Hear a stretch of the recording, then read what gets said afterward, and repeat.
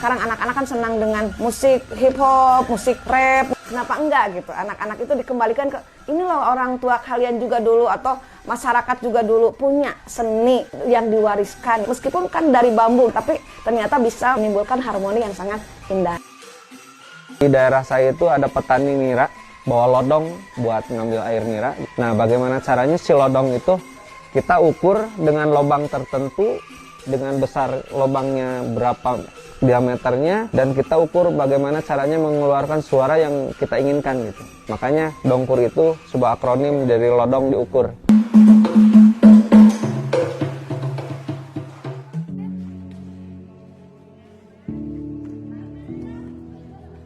MTS 13 Ciamis ini intinya lahir dari keinginan masyarakat Raja Desa untuk memiliki sebuah sekolah yang ada di lingkungan madrasah. Tentunya MTS 13 ini tidak lepas dari dukungan pesantren-pesantren besar yang ada di sekitar lokasi sekolah. Di antaranya ada pesantren Manhajul Ulum, pesantren Cikanyere, pesantren Cijeruk, pesantren Al-Isra, dan banyak pesantren besar. Sehingga setengah daripada siswa MTS 13 Ciamis berasal dari pesantren atau tinggal di pesantren. Dengan 30 rombel belajar, mempunyai jumlah siswa 1030 orang. Nah, yang 1030 orang itu 470 itu berasal dari pondok pesantren. Sekarang ada 52 tenaga pendidik dan tenaga kependidikan yang ada di MTS 13 Ciamis ini.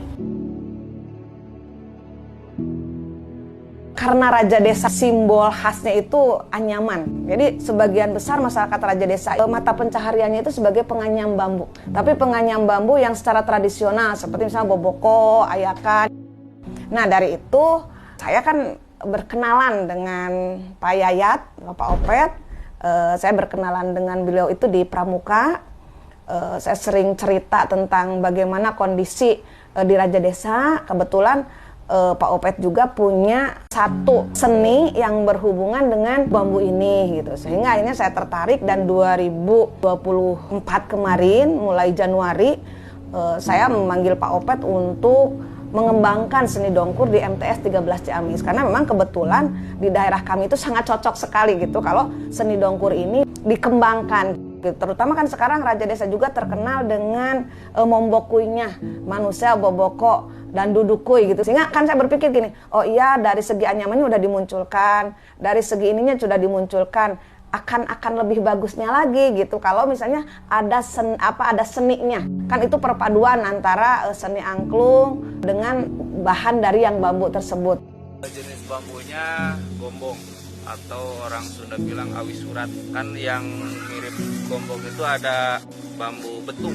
Kalau dibuat untuk dongkur biasanya kesulitannya akan pecah nanti kalau sudah kering, pecah rambut. Nah, kalau pecah rambut akan berpengaruh pada suara. Kalau gombong biasanya lebih kuat dari panas dan juga jarang pecah. Pak, kira-kira berapa lama dari pertama pengambilan sampai bisa dimainkan?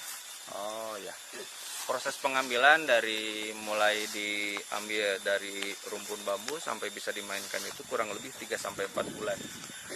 Karena harus kering betul gitu. Karena kalau misalnya bambu tersebut itu kurang kering, nanti semakin kering nadanya akan berubah. Harus kita laras lagi. Nah, untuk sampai punya nada yang kita inginkan itu kurang lebihnya 3-4 bulanan, sampai betul-betul bambu tersebut itu betul-betul kering. Tapi dengan cara tidak disimpan di tempat yang terik, tapi cuma hanya di angin-angin aja gitu, kayak gitu.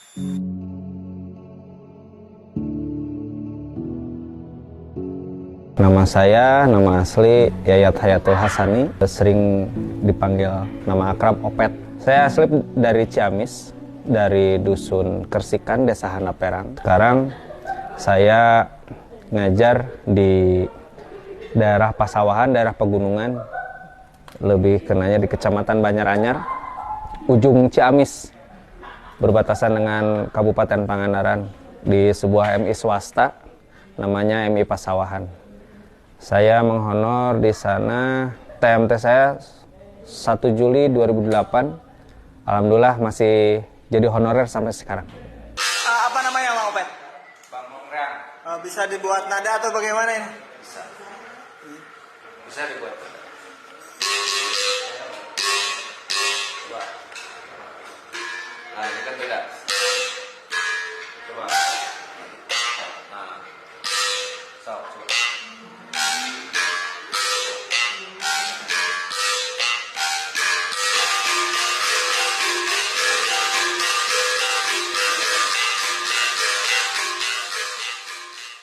Saya diperbantukan di MTS ini untuk mengembangkan potensi yang ada dari bidang musik, dari bidang seni. Kebetulan saya punya dongkur. Suara yang dihasilkan dari dongkur itu atau lodong diukur itu adalah suara yang mirip gendang.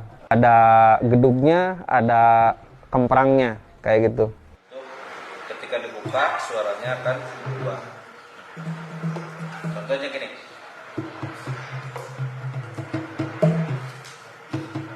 Nah, beda kan?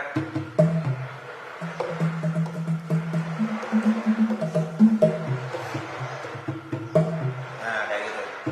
Paham? Bisa? Coba.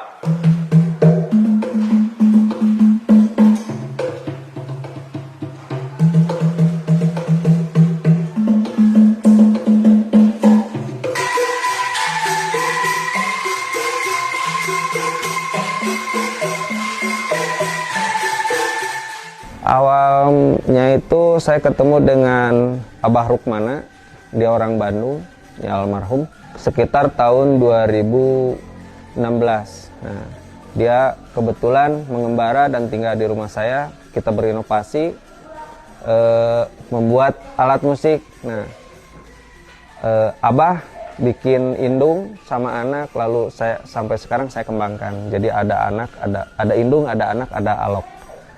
Alasan saya mengembangkan dongkur itu karena di daerah saya itu rata-rata nama blok kampung, nama blok daerah itu diambil rata-rata dari nama bambu. Ada Munggang Walingi, Awi Walingi, Munggang Kerinjing, Awi Kerinjing, Citambelang, Awi Tambelang, Kubang Ori, Awi Ori, dan banyak sekali jenis bambu di sana. Makanya saya berpikir bagaimana caranya ini untuk dikembangkan. Jadi bagaimana caranya dari seutas bambu itu harus bisa bermanfaat dari akar sampai pucuknya. Ada yang jadi gerabah, ada yang jadi alat musik, ada yang jadi hiasan atau merchandise dan lain sebagainya. Salah satunya yang saya kembangkan itu jadi alat musik. Di antaranya dongkur, bangkong reang, sitar, dan lain sebagainya.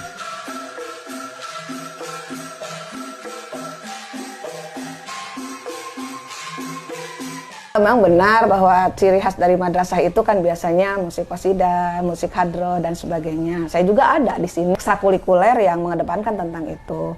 Intinya kan gini, kami juga kan perlu melestarikan budaya-budaya daerah yang tentunya kan itu juga tidak bertentangan dengan agama gitu kan. Jangan sampai gitu anak-anak kita itu terlalu fokus tapi ruang kinestiknya itu tidak tumbuh gitu. Tapi kan dengan ini jalan, musiknya jalan, jiwa seninya juga jalan, itu yang ingin saya kembangkan sebenarnya.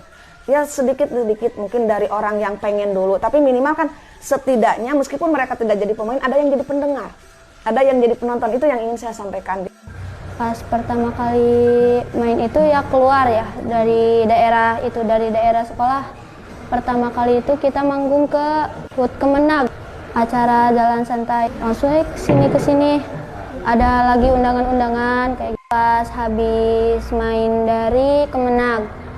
Ada undangan buat tur Amerika, cuman ditolak karena ada kehalang sama Covid. Kan kita berangkat tuh sama itu satu mobil tuh sama alat. Anak-anak kan banyak, kadang itu kan habis udah manggung waktu itu tuh. Ini tabrakan, jatuh semua anak-anak, sama alat-alatnya itu juga rusak. Kadang kan sedih, suka kan itu naik di mobil terbuka kan, di bak yang buat ngangkut ayam, buat ngangkut itu kan kambing. Kadang juga sedih, gak dikasih makan juga. Pesan saya gini, melalui seni dongkur ini kita ingin meningkatkan, mempromosikan budaya-budaya daerah. Pesannya juga tadi untuk pemerintah, terutama Dispora Kabupaten Ciamis, Kementerian Agama Kabupaten Ciamis, Kementerian Agama Provinsi Jawa Barat, Kementerian Agama Republik Indonesia. Mudah-mudahan seni dongkur ini bisa dikembangkan di madrasah dan menjadi ikon madrasah. Karena kita benar-benar sekarang sedang meningkatkan bagaimana budaya lokal itu tidak dikesampingkan, tapi budaya lokal itu diangkat dan akan diwariskan kepada anak cucu kita, generasi muda kita di masa yang akan datang. Harapan saya bisa terus berkembang lebih lagi dari sekarang, bisa mengenalkan ke dunia luar, mungkin ya sekarang di Jawa Barat, mungkin nanti bisa ke pulau-pulau Bali, kemana, bahkan Harapan saya bisa ke luar negeri juga. Untuk saat ini belum dihakikan karena memang belum ada penelitian tentang alat ini. Harapannya alat musik ini lebih dikenal luas lagi di masyarakat, di dunia musik dan lain sebagainya. Dan bukan hanya di Ciamis saja alat musik ini berkembang. Harapan saya bisa di seluruh dunia. Nama saya Farid, memainkan alat dangdut.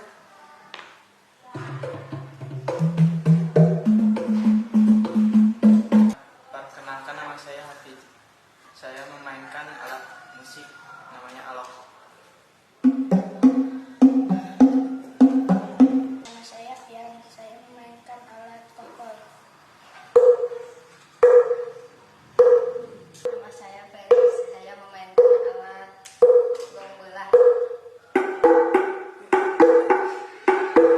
Perkenalkan, nama saya Rezki. Saya memainkan bass. Perkenalkan, nama saya Gunawan, saya memainkan gitar.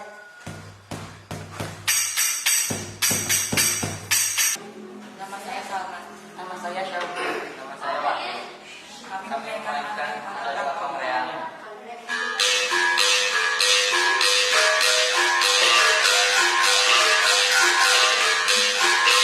Kami yang cantik-cantik memainkan alat selam